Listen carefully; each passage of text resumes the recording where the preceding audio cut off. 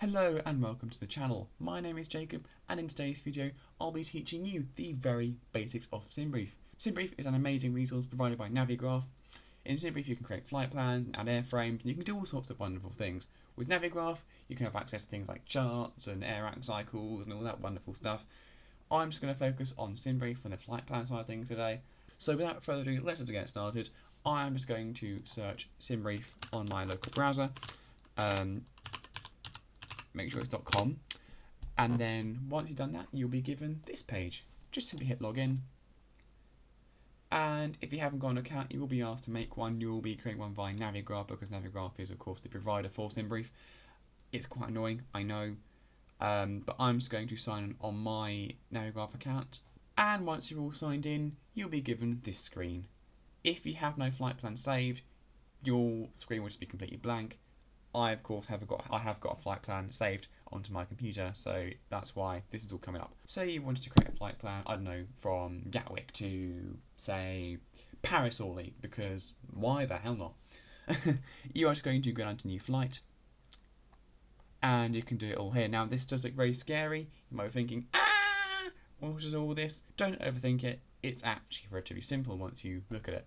So airline, very simple. Just use the ICAO code for the airline. You can't just type in British Airways, that won't work. The code for British Airways is BAW, or Bravo Alpha Whiskey if you want to get technical. Just type in your flight number. It can be 1234, 12 Tango Echo, it can be literally anything. But just for simplicity purposes, I am just going to do 1234 because I don't want to overcomplicate things too much. So we are going to depart again. So this is all special codes and stuff. You can very quickly look up, things like ICAO codes on the internet. The code for Gatwick is Echo Golf Kilo Kilo, in case you didn't know, and the arrival ICAO code for Paris Orly is Lima Foxtrot Papa Oscar.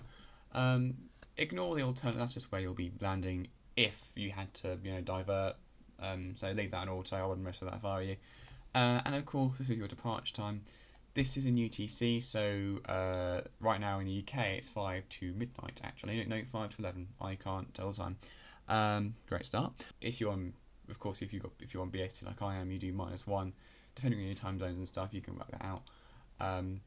Aircraft type is very, very simple. This is just the aircraft type you're flying. Say you wanted to fly an A320neo.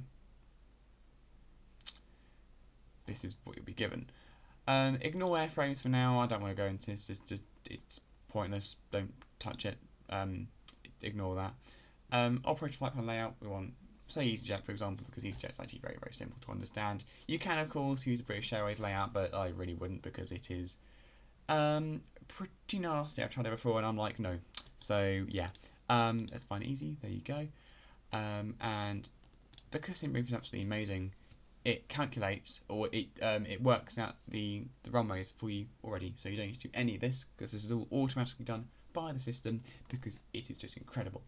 So as you can see, we're departing on runway 26 left. We'll be arriving on runway 24 at Paris Orly.